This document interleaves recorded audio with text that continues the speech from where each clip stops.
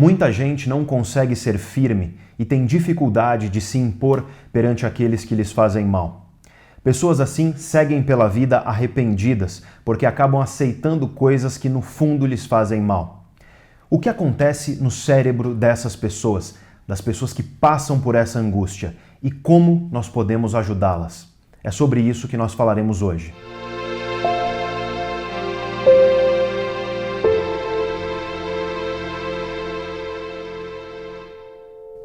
O mundo está cheio de gente folgada e aproveitadora. De gente que acredita que vale a pena você abusar e explorar de seres humanos porque seguem uma lógica de que o não eu já tenho, então vale tudo para conseguir o sim. Essas pessoas frequentemente desconsideram completamente a linha que você desenha de respeito e desrespeito. Ou seja, essas pessoas desconsideram os limites que você coloca. Elas se impõem de maneira às vezes bastante agressiva e no fim das contas acabam conseguindo o seu sim, não porque você de fato gostaria de ceder, mas simplesmente porque a insistência ou a agressividade ou uma postura que não necessariamente é agressiva, mas que é certamente invasiva, acabou te vencendo pelo cansaço. Infelizmente, a cultura no Brasil alimenta esse tipo de postura. Infelizmente, esse tipo de folga, como nós chamamos, é muito comum no Brasil e não só isso, é vista muitas vezes como algo positivo. Ou seja, seja folgado, porque se você for folgado, você consegue vencer as negociações, sejam elas literais da vida dos negócios ou as negociações mais subjetivas na vida afetiva, na vida pessoal e por aí vai. Uma pergunta interessante que nós podemos fazer é a seguinte: quantos folgados como esse existem no Brasil?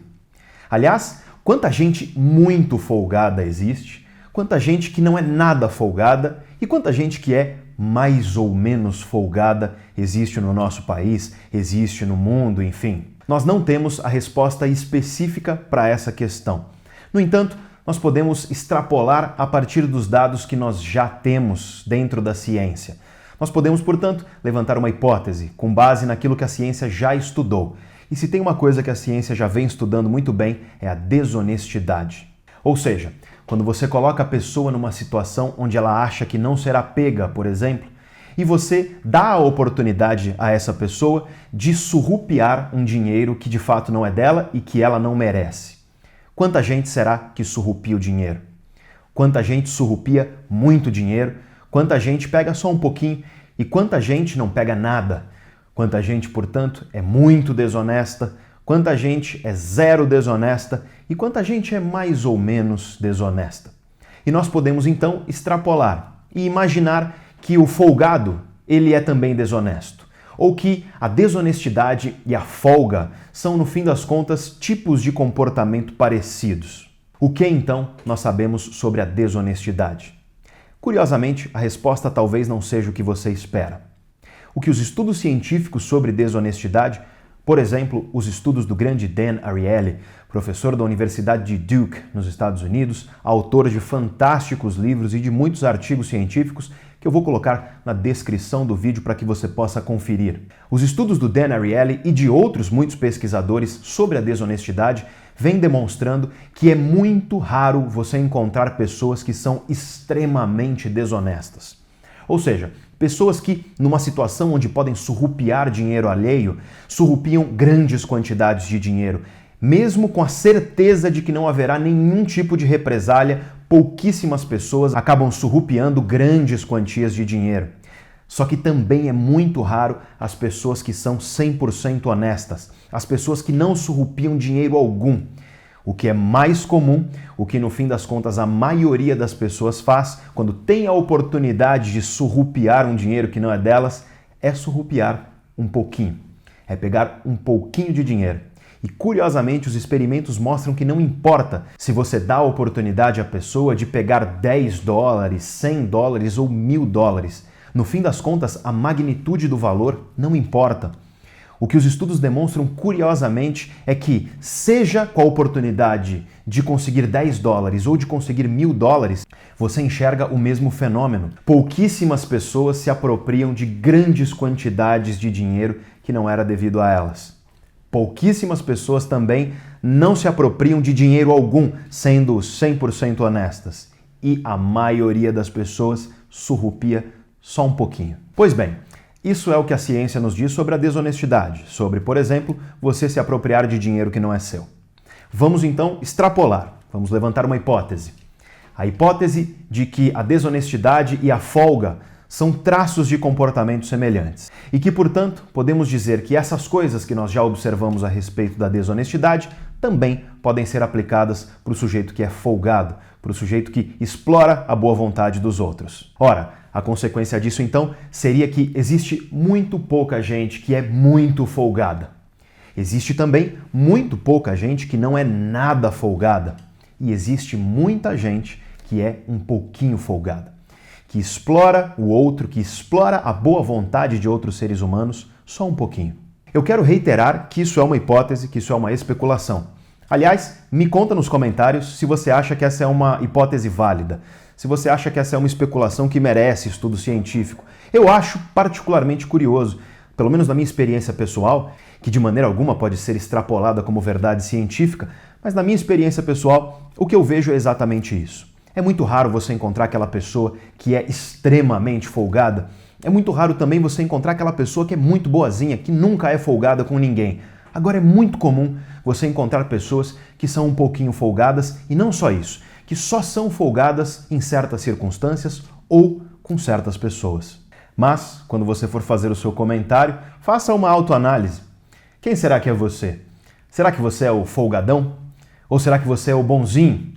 Ou será então que você é esse que é um pouquinho folgado, dependendo da circunstância e dependendo de com quem? É claro que a gente pode falar a respeito disso em um certo tom de brincadeira, mas se você parar para refletir um pouco, trata-se de algo que pode ser bastante sério. Você provavelmente conhece, ou talvez seja você, uma pessoa que não consegue se impor, que não consegue dizer não, que não consegue ser firme quando aparece um folgado na sua vida, que não consegue de fato bater o pé e dizer que dali a pessoa não passa, que não consegue estabelecer o limite e não consegue manter esse limite. As consequências disso para a pessoa que sofre podem ser severas.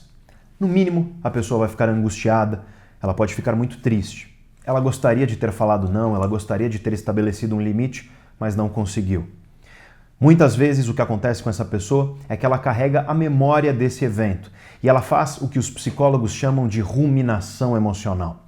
Ela fica mastigando de novo e de novo esse acontecimento negativo, às vezes vai para a cama, não consegue dormir porque pensamentos a respeito desse ocorrido invadem a cabeça dela. Então, essa pessoa pode ficar dias, talvez meses às vezes, arrependida pelo que fez. Ela fica, portanto, se culpando por não ter sido capaz de ser firme. E muitas vezes essa pessoa também fica ansiosa, porque ela antecipa de maneira negativa um novo encontro com esse folgado. Ou seja, ela fica pensando, e se eu encontrar essa pessoa de novo? Como que eu faço para me impor? Como que eu faço para bater o pé no chão e não deixar essa pessoa ultrapassar o limite do que eu acredito que é o respeito e o desrespeito? Pois bem, o que acontece no cérebro da pessoa que sofre tudo isso? O que acontece no cérebro da pessoa que gostaria de ter dito não, gostaria de ter imposto limites, mas infelizmente não conseguiu? O cérebro tem mecanismos para verificar qual é a nossa posição em relação às outras pessoas do grupo ao nosso redor. Em outras palavras, o cérebro está o tempo inteiro verificando se nós estamos superiores em relação às pessoas ao nosso redor, se nós estamos no mesmo nível delas ou se nós estamos inferiores em relação a elas. O ser humano é uma espécie hierárquica, como boa parte das espécies sociais que vivem no planeta. E a consequência disso é que o nosso cérebro, então, é equipado com circuitos que estão verificando qual é a nossa posição dentro dessa hierarquia. A neurobiologia da percepção da posição do indivíduo em relação ao seu grupo social, ao seu entorno social, é muito complexa, mas nós sabemos muito bem que ela envolve, por exemplo, sistemas serotoninérgicos e sistemas dopaminérgicos. Em outras palavras, sistemas que são mediados por moléculas, por neurotransmissores, que são a dopamina e a serotonina. Curiosamente, esses dois neurotransmissores, a serotonina e a dopamina, estão envolvidos no processo de humor, no caso da serotonina, e no processo de motivação, no caso da dopamina. Veja então que quando o teu cérebro percebe, quando o teu cérebro ele verifica que você está em uma posição superior em relação às pessoas ao seu redor, você tende a um processo dopaminérgico. Você tende a um processo onde você é motivado, você tende a estar mais motivado quando percebe que você está superior em relação às pessoas ao seu redor. E em relação ao humor, quando você sente que está superior em relação às pessoas ao seu redor, você tende a reduzir os seus níveis de estresse, você tende a ficar mais tranquilo, mais seguro. E o contrário é igualmente verdadeiro. Quando, por acaso, você percebe que você está inferior a uma pessoa ou a pessoas ao seu redor, o que ocorre é um processo que nós chamamos de estressogênico, ansiogênico, um processo que vai promover dentro de você o estresse, a ansiedade e não só isso, você tende a espectros de humor negativos, como por exemplo a tristeza, a angústia e a ansiedade, no fim das contas, que é uma antecipação angustiante do que ocorrerá no futuro. Ora, quando você está frente a uma pessoa, o folgado do qual nós já falamos, e essa pessoa acaba cruzando uma linha que você não gostaria que cruzasse, é inevitável que você se sinta submisso. É inevitável que você se sinta relativamente inferior àquela pessoa. E por consequência, você já consegue perceber o que ocorre no seu cérebro.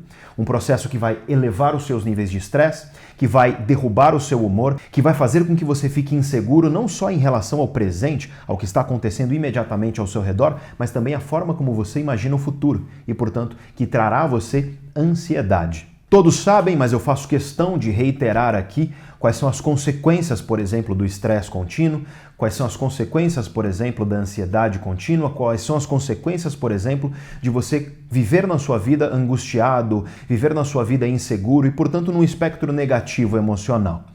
Isso prejudicará o seu corpo, de maneira geral. Você estará mais suscetível a infecções, porque o teu sistema imunológico não funcionará tão bem. Não só isso, isso traz prejuízos cardiovasculares. Nós sabemos que o estresse é fatal, ele mata literalmente porque, no fim das contas, ele faz mal para o nosso sistema cardiovascular, para o nosso coração e para os vasos que irrigam o nosso corpo e, por consequência, ele faz mal para o cérebro. Toda doença que afeta o cérebro tem um certo perfil vascular, tem um certo perfil que envolve o sistema cardiovascular. Então, como consequência, na ponta da lança de tudo isso, você tem, por exemplo, o maior risco da doença de Alzheimer. Nós sabemos que o estresse é, sem sombra de dúvida, um fator de risco para a doença de Alzheimer. Nós sabemos que a angústia, nós sabemos que tudo isso pode prejudicar a sua saúde, tanto do corpo de maneira geral, quanto do seu cérebro em específico. E eu quero deixar claro que isso não é algo somente humano. Como eu já disse, as espécies sociais frequentemente são hierárquicas e nessas espécies hierárquicas o cérebro dos seres vivos tende a ser sensível àquilo que acontece no seu entorno social. Tende a ser sensível em qual é a posição daquele indivíduo em relação aos demais indivíduos. Ou seja, será que eu estou superior? Será que eu estou equivalente? Ou será que eu estou inferior em relação aos indivíduos ao meu redor, em relação a esse indivíduo que está à minha frente? Um exemplo óbvio disso é o chimpanzé, nosso primo evolutivo com o qual nós dividimos um ancestral comum relativamente recente. Mas, curiosamente, nós temos exemplos desse tipo de circuito cerebral até nas lagostas. Veja então que no cérebro de uma lagosta, um bicho que é tão distante de nós evolutivamente, existe esse sistema, existe esse tipo de percepção. Curiosamente, ele também é mediado por serotonina. E não é à toa que existem estudos que mostram que antidepressivos da categoria dos inibidores seletivos da recaptação de serotonina, que, grosso modo, de maneira muito geral, são substâncias que aumentam a disponibilidade de serotonina no seu cérebro, antidepressivos funcionam em lagostas. Ou seja, o antidepressivo é capaz de alterar o padrão de comportamento de uma lagosta. Lagostas, quando têm a percepção de que estão inferiores em relação a outras lagostas, tendem a um comportamento de submissão. Um comportamento que é alterado com a administração de antidepressivos, os inibidores seletivos da recaptação de serotonina. Mas o que tudo isso significa? O que tudo isso tem como implicação para a nossa vida enquanto seres humanos? Do que adianta a gente entender como funciona o cérebro de uma lagosta ou de um chimpanzé? Ora, Trata-se de uma característica fundamental de tudo isso que eu estou dizendo aqui. Se nós temos um cérebro que divide semelhanças com o cérebro de uma lagosta, um bicho extremamente primitivo, os seres que deram origem ao que hoje são as nossas lagostas datam de mais de 300 milhões de anos atrás. Isso é muito tempo dentro do processo evolutivo. Isso significa que essa característica de ter a percepção, de ter a sensibilidade da nossa posição em relação a outros indivíduos no nosso grupo é algo que é visceral dentro de nós. Não somente nós, seres humanos, mas em diversas outras espécies que são sociais e hierárquicas. Trata-se de algo, portanto, bastante primitivo dentro do cérebro humano, algo que, portanto, é muito difícil de você controlar com a sua vontade consciente. Um ótimo exemplo de algo que também é muito primitivo e também é muito difícil de controlar é o desejo que você tem por alimentos que são muito calóricos. Veja que energia é um recurso escasso na natureza e, portanto, dentro do processo evolutivo, a natureza fez com que nós tenhamos grande desejo por alimentos que são muito ricos em energia. O exemplo perfeito é uma sobremesa, que geralmente envolve muito açúcar e muita gordura. Veja que muitas vezes quando você come uma sobremesa deliciosa, você até geme de prazer. Veja, além disso, que é muito difícil você conseguir suprimir esse desejo e mais difícil ainda, você conseguir ter esse exato mesmo prazer intenso quando você come, por exemplo, um alimento de baixa caloria como uma salada. Você já conheceu alguém que geme de prazer quando come uma salada? Olha, eu gostaria de ser alguém assim, mas infelizmente eu não sou. Eu, infelizmente, tenho que me controlar muito para não atacar a sobremesa. O desejo pela sobremesa é muito grande. E os estudos mostram que a humanidade, de maneira geral, é assim. Trata-se de algo muito primitivo dentro de nós, algo que herdamos dos nossos ancestrais, porque no ambiente onde os nossos ancestrais evoluíram, gordura, açúcar, ou seja, alimentos ricos em energia eram algo muito raro. E por consequência disso, nós tendemos a ter grande prazer com esse tipo de alimento. Tente, então, com seu controle consciente, parar de ter prazer com a sua sobremesa favorita. Tente, com seu controle consciente, gemer de prazer comendo uma alface americana e provavelmente você vai ter grande dificuldade de fazer isso. E eu estou fazendo essa analogia para que você perceba que essa característica do cérebro de ter a sensibilidade, de perceber qual é a nossa posição em relação aos indivíduos ao nosso redor, é igualmente primitiva. Isso significa que é muito difícil, com um controle consciente, nós diminuirmos a angústia que ocorre dentro de nós quando nós nos sentimos submissos, quando nós nos sentimos inferiores a uma pessoa que está à nossa frente. E agora nós podemos voltar ao tema central do vídeo de hoje. Primeiramente, eu expliquei a vocês o que ocorre dentro do cérebro quando existe uma percepção de que você está inferior, de que você está submisso em relação a uma pessoa que está à sua frente ou às pessoas que estão ao seu redor. Eu também expliquei que isso é algo muito primitivo, que isso é algo muito visceral dentro do nosso cérebro e que, portanto, é muito difícil controlar esse tipo de situação de uma maneira consciente, de uma maneira deliberada. Então, resta-nos a questão de o que fazer. Imagine então que você é uma pessoa que tem dificuldade de dizer não, que tem dificuldade de se impor perante uma pessoa que é folgada, perante uma pessoa que está abusando da sua boa vontade. O que fazer para que você não sofra tudo isso? Ou talvez você não seja a pessoa que sofre com tudo isso, mas você tem um amigo, você tem uma pessoa muito querida próxima a você que infelizmente tem essa dificuldade de ser firme frente a alguém que está tentando cruzar essa linha, que está tentando ser folgado, que está tentando exigir um sim, onde no fim das contas a pessoa quer dizer não. Se você parar para pensar em tudo que está dentro do seu controle no universo, você percebe rapidamente, e isso os filósofos estoicos, que eu expliquei em um vídeo nosso chamado Bom Dia Angústia, isso os filósofos estoicos já dizem muito. A vasta maioria das coisas no universo não está no nosso controle. No entanto, se você parar um pouquinho para perceber, existe uma coisa que está no seu controle. Aquilo que você faz, o seu comportamento. Isso está perfeitamente dentro do seu controle. Você não consegue controlar, por exemplo, o que você sente. Você não consegue escolher deliberadamente se apaixonar por uma pessoa. Imagina que você está solteiro ou solteira agora. Você gostaria muito de ter um grande amor, uma grande paixão. E aí você vai à balada. Você chega na balada e eu te pergunto, você consegue simplesmente ligar uma chave dentro da sua cabeça e passar a se apaixonar por uma pessoa? E a resposta é não. O que nós entendemos do cérebro hoje nos mostra que nós não conseguimos escolher evocar uma emoção. Podemos usar o exemplo inverso. E se você estiver apaixonado por uma pessoa que simplesmente não retribui os seus afetos? Você consegue simplesmente desligar a chave da paixão dentro do seu cérebro? Você consegue fechar os olhos e falar, bom, não estou mais apaixonado e seguir a vida tranquilo e muito bem? E a resposta é um óbvio não.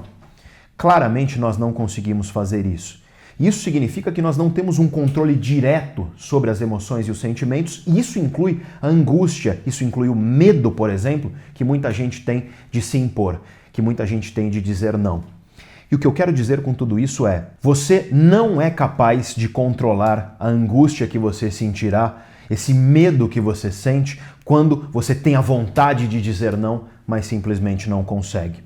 No entanto, você consegue sim controlar o seu comportamento. E eis aqui a dica que eu te dou para que você consiga superar isso caso você sofra com isso, ou que você pode dar para o teu amigo, para a pessoa querida da tua vida que infelizmente sofre com isso.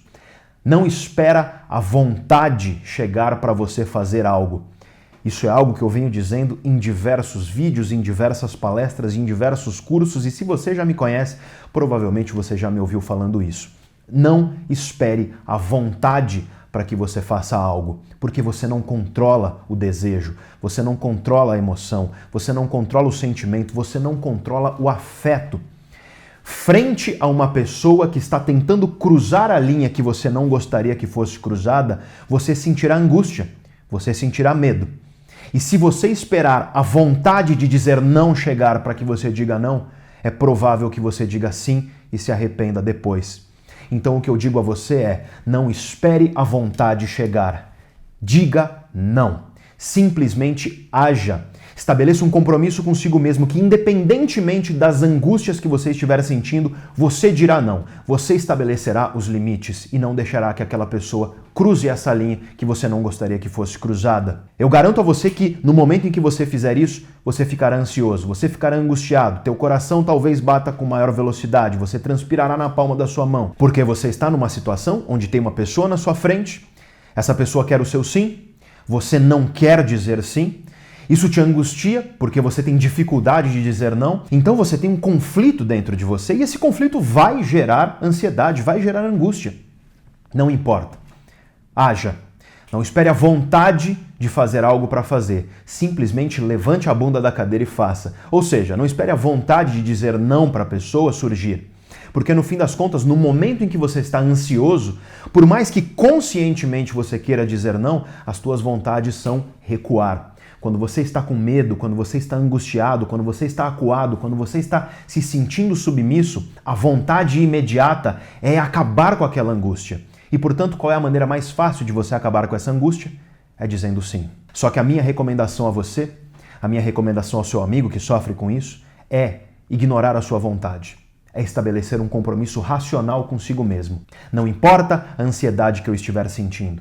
Não importa a angústia que eu estiver sentindo. Não importa a vontade de acabar com aquela angústia e de simplesmente dizer sim. Eu direi não. Eu estabelecerei um limite. Porque uma coisa eu te garanto.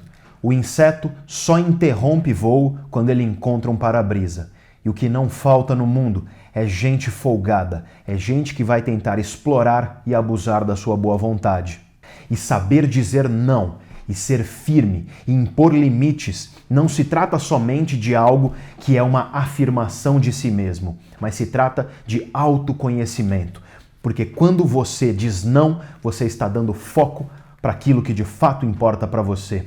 Você está se conhecendo melhor, você está se reconhecendo melhor e entendendo os seus limites, entendendo até onde os seus limites vão e quem pode ou não cruzá-los. E com tudo isso, você está aumentando cada vez mais não só o respeito que outras pessoas têm por você, mas especialmente e sobretudo o respeito que você tem por si mesmo. Então, a minha dica final a você é: não espere a vontade. Não espere a vontade de dizer não e ser firme. Estabeleça um compromisso consigo mesmo e quando alguém tentar cruzar a sua linha, você diz não. Não porque dizer esse não te faz sentir algo gostoso. Muito pelo contrário. Dizer não pode te deixar muito angustiado, mas esse não, eu te garanto, vai ajudar você a cada vez mais se conhecer melhor, estabelecer os seus limites e se respeitar cada vez mais. Então, minha dica final é essa. Seja o para-brisa. Como sempre, na descrição do vídeo você encontra todas as referências de livros e artigos científicos que fundamentaram o vídeo de hoje. Eu estou sempre atento aos comentários do canal e aos comentários das pessoas e mensagens que são enviadas através do meu Instagram. O vídeo de hoje, aliás, ele foi baseado em diversas pessoas que me mandaram mensagens no Instagram, que comentaram lá nas fotos do Instagram e também nos vídeos aqui do YouTube, dizendo que tinham dificuldade de se impor, de dizer não.